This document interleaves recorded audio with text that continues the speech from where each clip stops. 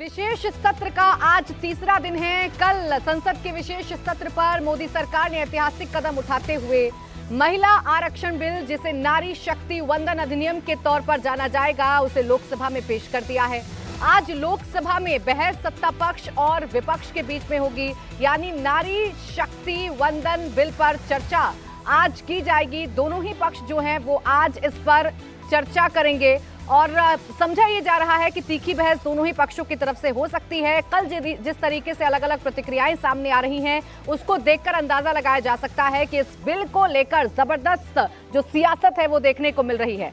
आज की अगर बात करें तो आज सत्ता पक्ष की तरफ से निर्मला सीतारमण, स्मृति ईरानी चर्चा में भाग ले सकती हैं। निर्मला सीतारमण चर्चा की शुरुआत कर सकती हैं। तो वहीं अगर विपक्ष की बात करें तो विपक्ष की तरफ से सोनिया गांधी आज मैदान में उतर सकती हैं। सोनिया गांधी की तरफ से इस बिल पर सवाल भी उठाए जा सकते हैं, इस बिल पर बयान दिया जाएगा, यानी इस बिल पर चर्चा सोनिया गांधी विपक्ष की तरफ से कर सकती हैं। यानी सत्ता पक्ष हो या विपक्ष, दोनों ही अपनी अपनी तैयारी करके आज सदन में पहुंच रहे हैं। मामला है नारी शक्ति से जुड़ा हुआ, मामला है महिला आरक्षण से जुड़ा हुआ, जिसको क्रेडिट लेने की होड़ भी साफ तौर पर दिखाई दे रही है।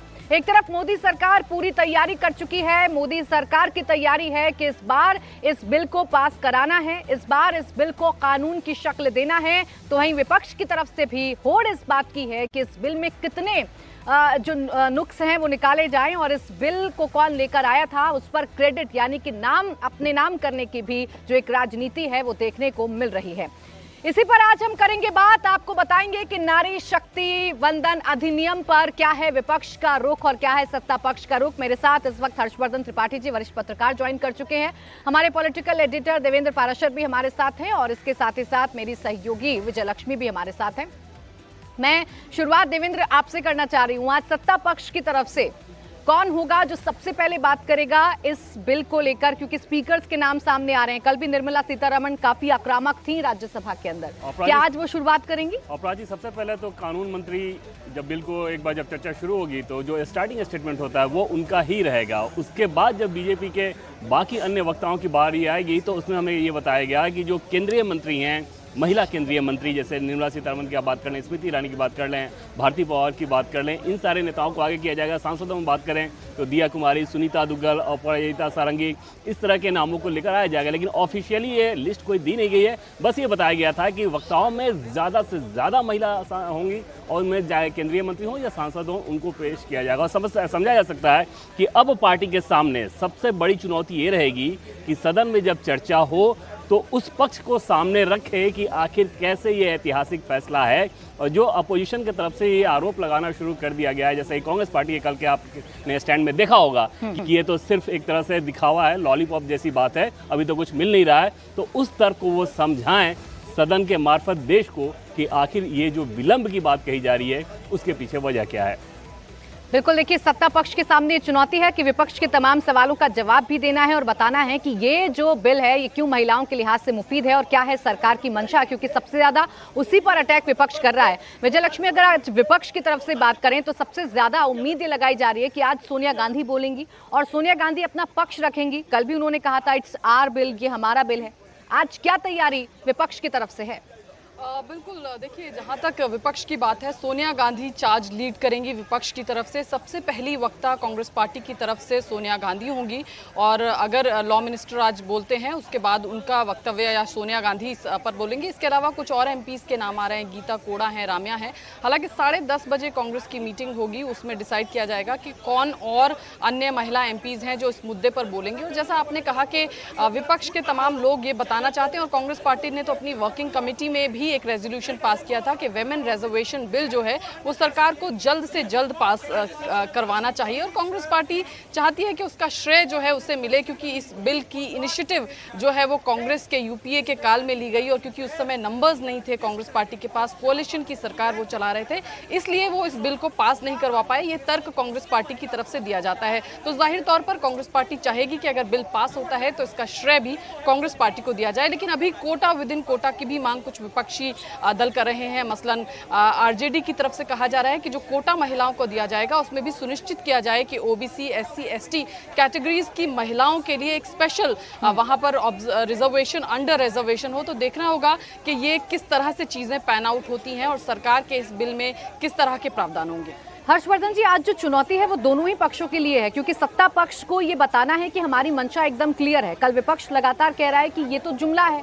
आपने पॉइंट नंबर 5 में जिस देरी का जिक्र किया है, वो देरी तो महिलाओं के लिए मानो एक झुंझुना है कि हम देंगे लेकिन अभी नहीं, 2029 तक का आप इंतजार करिए। वहीं विपक्ष के आगे भी ये चुनौती है कि अपनी जो सोच है उसे साफ तौर पर बताना है। इंडिया गठबंधन कितना एकजुट है, जिसमें आरजेडी और समाजवादी पार्टी भी शामिल है, ये भी इंडिया गठबंधन को दिखाना है। नहीं प्राची, मुझे लगता है कि अगर विपक्ष ये कह रहा है कि ये झुंझुना है तो थोड़ा वो संवैधानिक प्रक्रियाओं की भी एक तरह से कहें कि मर्यादा को तोड़ रहा है। संसद में जब कोई बिल आ जाता है, संसद में किसी बिल को पास कराकर कानून बनाने के लिए सरकार लेकर आती है, तो उसको जुमला किसी भी स्थिति में नहीं कहा जा सकता है। टाइमलाइन हो सकती है और जिस तरह की चीज़ें हैं वो बड़ी साफ साफ बताती हैं कि भाई जनगणना तो होनी चाहिए, आपको पता होना चाहिए कि कौन सी सीट परिसीमन में किधर जा रही है।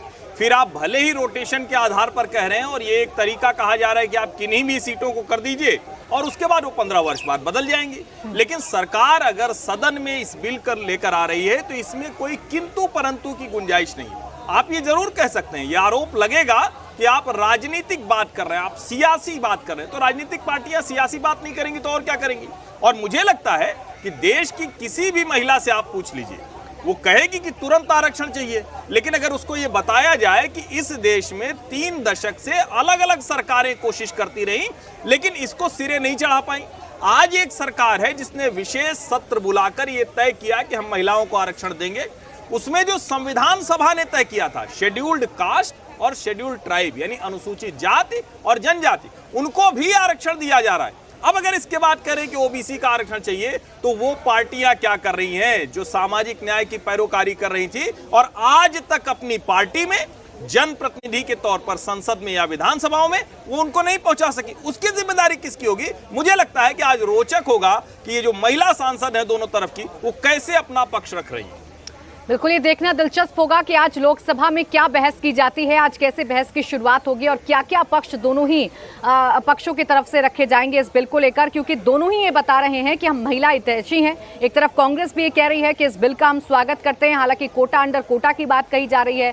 आरजेडी की बात करें या हम समाजवादी पार्टी की बात करें तो जो पुराना राग है वो अलापते हुए नजर आ रहे हैं। तो क्या किसी प्रकार का कोई गतिरोध ये पार्टी कर सकती है, इस पर भी सभी की निगाहें रहेंगी। लेकिन देवेंद्र, ये तो बड़ा सवाल ना कि आप 2024 के लिए ये नहीं कर रहे हैं, आप लेकर आए इस बिल को, आपका स्वागत हो रहा है, विपक्षी दल भी आपका स्वागत करने के लिए मजबूर है। लेकिन आपने एक पॉइंट तो दे दिया सवाल उठाने के लिए कि आप कर रहे हैं चूंकि आपको चुनावी लाभ चाहिए 2024 में। इंतजार महिलाओं के लिए अभी और लंबा है, 2029 तक तो महिलाओं को रुकना होगा, ये जब जमीन पर उतरेगा।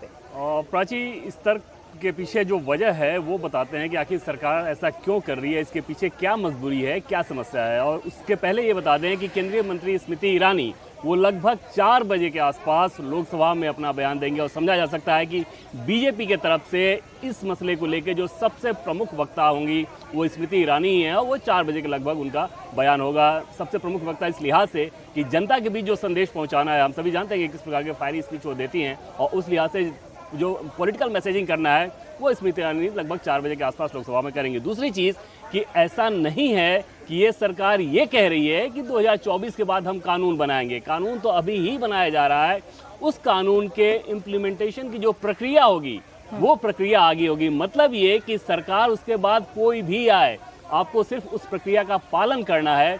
कानून तो अभी बना दिया जा रहा है और इसके पीछे बड़ी वजह ये रही कि जैसे अभी अचानक से आप लागू करते तो समझा जा सकता है कि जो मौजूदा सांसद हैं उनके ऊपर एक तरह से कितना बड़ा कुठाराघात होता और शायद उस प्रकार का सपोर्ट इस बिल को नहीं मिल पाता है जैसे सपोर्ट की ज़रूरत है कि आसानी से पास हो जाए। क्योंकि सभी सांसदों को ये लगता है कि हो सकता है कि उनकी सीट रिजर्व हो जाए और ऐसे में ये खतरा वो कैसे उठाना चाहते हैं अगले चुनाव से ठीक पहले। और उस लिहाज से आप कह सकते हैं कि एक विंडो दे दिया गया है कि सीटें बढ़ जाएंगी, उन बढ़ी हुई सीटों के आधार पर आप रिजर्वेशन दे देंगे तो जो मौजूदा सांसद हैं उनमें से किसी को भी समस्या नहीं होगी और फिर इस बिल के लिए जिस प्रकार के समर्थन की ज़रूरत है वो समर्थन आसानी से मिल जाएगा। अगर आनन फानन में कुछ किया जाता तो उसका सीधा नकारात्मक असर पड़ता और फिर शायद वही होता जैसा कि 2010 में हुआ और उसके बाद ये बिल लटका ही रहता। तो प्रधानमंत्री नरेंद्र मोदी की सोच ये है कि क्योंकि एक बहुत बड़ा फैसला है तो उस बड़े फैसले को स्मूथली इम्प्लीमेंट करना चाहिए। रह गई बात कि जो पॉलिटिकल माइलेज के लिए आरोप लग रहा है क्योंकि कानून बन जा रहा है तो फिर इसमें बाकी समस्या क्या है, सिर्फ इम्प्लीमेंटेशन की समस्या है जिसमें थोड़ा वक्त लगेगा। इंडिया टीवी हर वक्त हर जगह डाउनलोड करने के लिए सर्च करें India TV news Google play store या ऐप स्टोर पर।